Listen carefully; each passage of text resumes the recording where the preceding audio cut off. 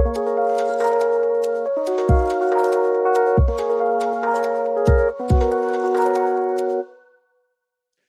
everyone. This is Zach Brooks with World Transplant Athletes. Tips and tricks by and for transplant athletes anywhere, anytime, and of course, online. If you have a body with a new body part and you can move, you are a World Transplant Athlete. As a two-time kidney transplant recipient and frequent participant at local, national, and world games, I always wonder, how do other recipients take care of themselves and prepare for competitions? Well, for me, there's only one way to find out, and that's to talk to the most inspiring transplant athletes in the world. Today, I have a fellow American from, I think, Maryland, Brandon, on the show. Brandon, how are you? Welcome to the show. Hi, great to be here. Thanks for having me. Really appreciate it. Yeah, so the United States is such a large country, and you and I kind of know it a little bit, but for anyone who doesn't know, what part of the United States are you in? I'm currently residing in Maryland. So Maryland's all the way on the eastern coast of the United States and about in the middle, up and down. Okay, excellent. So, Brandon, what I like to do with all my guests is to have a few warm-up questions, because I want audience members to get to know you a little bit, because maybe there's someone out there who sees you and says, wait a minute, he's sort of like me, and that's what I want. So question number one, when you're ready for it, is which transplant did you have? I had a heart transplant. I'm almost 8 years post-transplant. I've never had a problem, healthy as can be, going strong.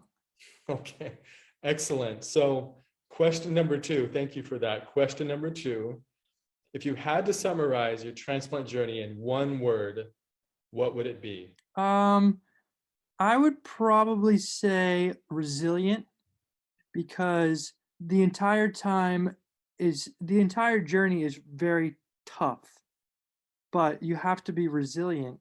And I feel like I have been, because the moment that you let yourself get down, and you get down on yourself, you can go to a deep and dark place. So you have to be resilient and know that there's a light at the end of the tunnel.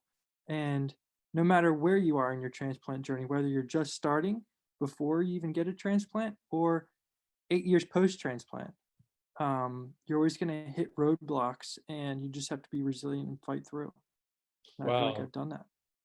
Yeah, so the main thing is the resilient. No matter where you are in the journey, you can't let yourself get too low. Like, that's really, really critical. So question number three, Brandon, what was the first exercise post-transplant that you did? I would say I walked on the treadmill first. I remember going to the gym actually with my dad and just walking on the treadmill very slow, one step in front of the other. And, it was a couple weeks, maybe a month or two post-transplant. Just very progressive journey getting back into it. It really took me about 6 months or so to get back to where I was in some sort of shape, but that's because I was in the hospital for 5 months prior, just laying in a bed.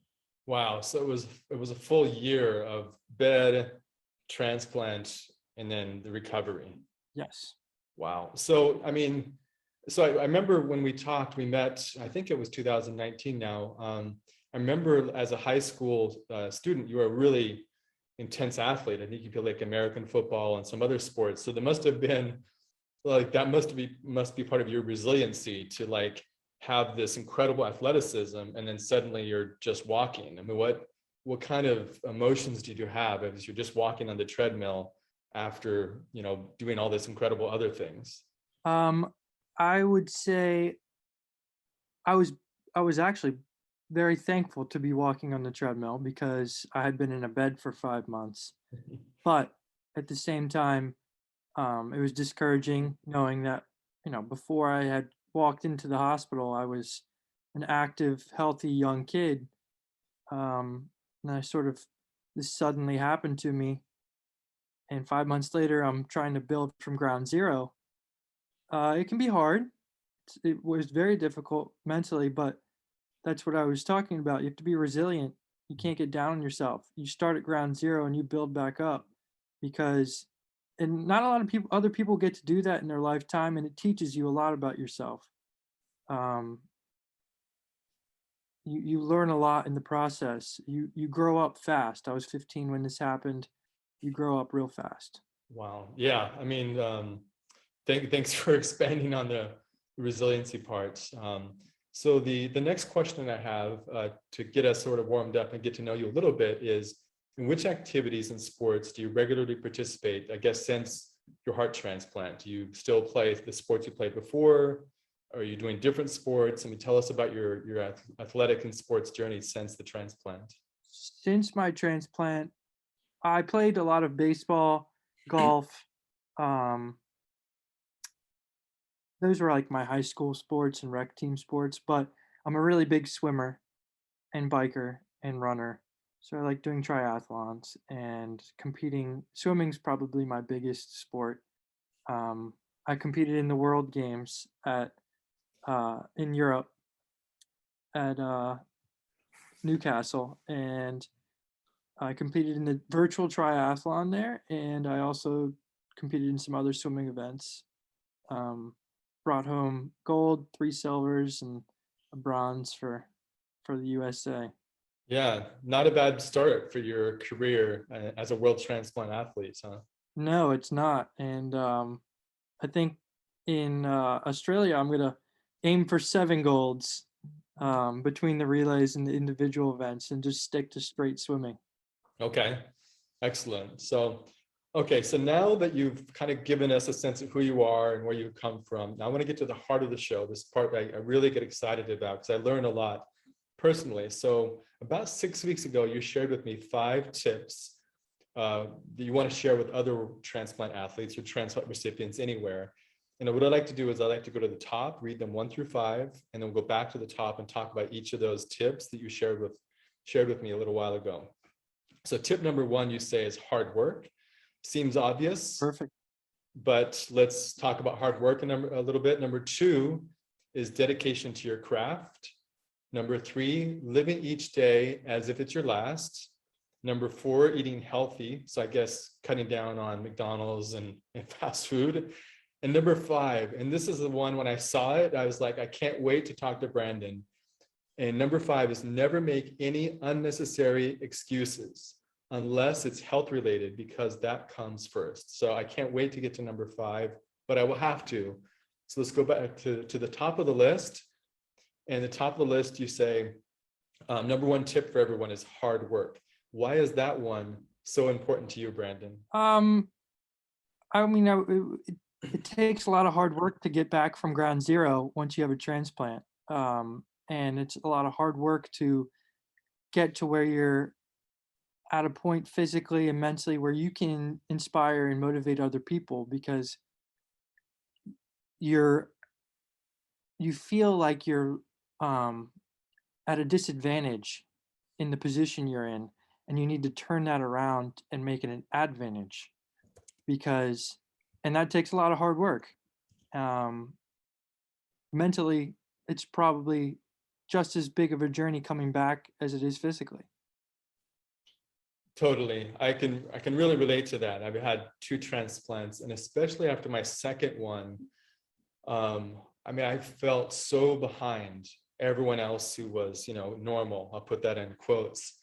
And so I feel like I worked like 4 times as hard just to catch up, and then maybe like get ahead a little bit. But I could definitely identify with this sensation of like, you have to work really hard just to get to even. So hard work, it's like, and it's mental and physical. Yeah, and if you want to get ahead of just getting past even, you got to work even harder. Yeah, it's crazy. It's crazy. So, okay, so let's get to tip number 2. Yeah. Let's get to tip number 2. I'm excited about this. Tip number 2, you write dedication to your craft. Can you talk about this one a little bit more? Why this has been really important for you? Yeah. whatever it is in life, you give it 100%. You need to give it 100%. You don't want to slack. It kind of ties into number 5 a little bit, but I'll wait to save it for that. But like I'm a swimmer, so I like to do triathlons, so I stick to that and I try and work really hard at doing those things and being successful. And along the way, it helps my heart, helps my body, and hopefully it helps me live longer life than the people who decide not to. But being dedicated to your craft is the only way that you can be successful, unless you're born God-given talent. Um, Yeah. it takes a lot of hard work and dedication to your craft. And same thing for professional athletes.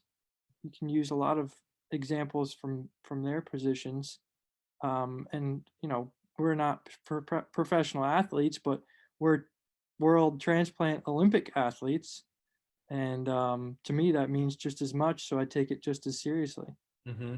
So, no, thank you for that, Brendan. Can you give me an example? We'll use swimming. I mean, I go swimming most days, and I'm really an amateur compared to someone like you. I mean, I really love it. And over sort of my adult life, swimming, I've gotten better. So I watch a lot of videos and practicing my turns and all sorts of things. But give me an example from your swimming life now of something you're really practicing on under the heading dedication to your craft. Yeah. Okay. I am a sprinter, and that can be 50 meters or 100 meters. Those two distances fall in the line of sprinting. And 100 meters, for once I get to the 75-meter mark, I start to get very tired just because of my transplant. So I have made it a goal of mine to work extremely hard and dedicate myself to getting more fit at that last 25-meter mark. And that doesn't mean swimming 100 at a time in the pool. That means swimming 500 at a time. That means swimming 3 miles at practice, which is 4,000 meters or however far it is, 3,500 meters. And all of that is dedicated towards making that last 25 faster. And that so it's not the bare minimum. It's going beyond that. And you have to do that in order to succeed to the point where you want to. Okay. Thank you. Thank you for that, Brandon. I really appreciate that.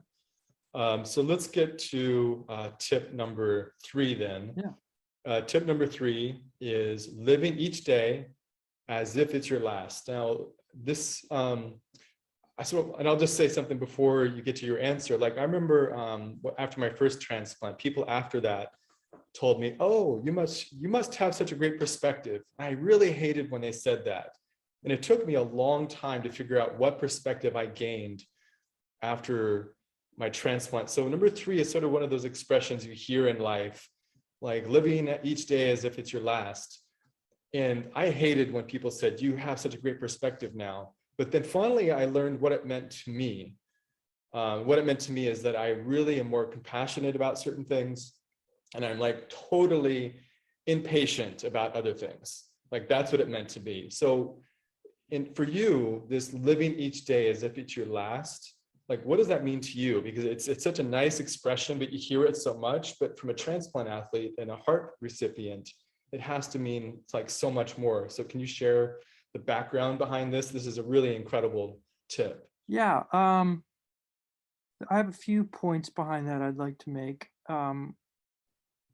I take it as living each day like it's your last. So we'll just take an example from personal life.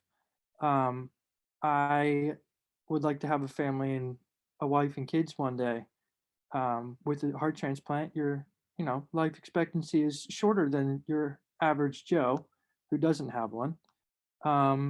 So speeding that process up is something that I would like to do because I don't have forever. So it's like living each day like it's your last. You never know when that can be taken away from you, as we both know very well, I'm sure. It happens in the blink of an eye. And another perspective I have on it is leaving a legacy. You can always put things off. And it's easier to put things off. But going out and grinding every day to leave a legacy and living each day like it's your last, I would say that I gained that. I hate to use the word perspective because you just said that, but I gained that perspective on leaving a legacy by going through this. And it took a lot of time for me thinking and doing things to come to that conclusion. And when I did, I haven't stopped since. Yeah, thanks for that, Brandon. So I did my doctorate work after my second transplants, and I remember one of the things I ended up studying was decision making. And in the world of decision making, there's this concept called anticipated regret. And anticipated regret is exactly what it sounds. You anticipate not doing an action, the regret you will feel, and then you're more likely to do the action. So I think this falls under like what you're saying is like, live each day as if it's your last, because if you're thinking about a future thing and moving towards that thing now, then you're not going to regret, the life you're living today and the one you're going towards. So I think this is a really powerful statement. So thanks for sharing your background on that, Brandon. I really appreciate that. Yeah, I mean, it sounds cheesy, but because it's said a lot, but the people sitting in their final days don't ever recall or don't ever think about the things that they did, to think about the things that they didn't do. Yeah, for sure. Okay, so that was a very serious, deep tip. Let's get to something tiny bit lighter. Tip number 4 is eating healthy. Now, again, this sounds like so Yeah. it sounds so obvious, but like, why is this so important to you? What have you learned from eating healthy? And why is this one you wrote down to share? Well, having a heart transplant, eating healthy is a big key because one of the problems is your arteries in your heart. And eating healthy helps preserve those arteries so you feel better and you live a longer, healthier life. And eating healthy for me has it gives me the motivation every single day to do the rest of the things on the list. So Okay. my life is revolved around athletics and eating healthy. Nice. Because I think that's a big factor in living as long as possible with a transplant. Yeah. Thank you. So now we're tip number 5. So tip number 5, like I said, is I was the most excited to hear you talk about tip number 5. So here's tip number 5 for everyone. Never make any unnecessary excuses unless it's health related, because that comes first.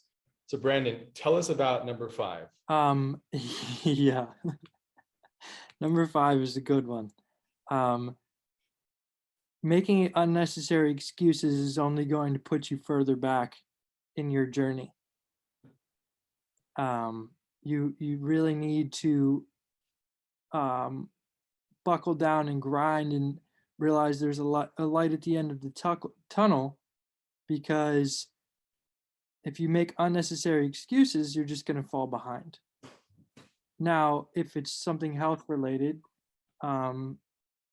and you have to stop or you get sick because of your transplant, it's not an excuse. That is that's life. That is your life at that point. But other than that, mentally you need to, power through, and you don't need to, but you should.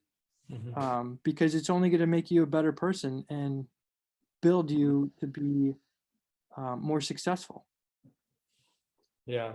So before the show, we talked for 20 minutes or something. And what you said about tip number 5 is that when you say never make any unnecessary excuses, it gives you a sense of normalcy.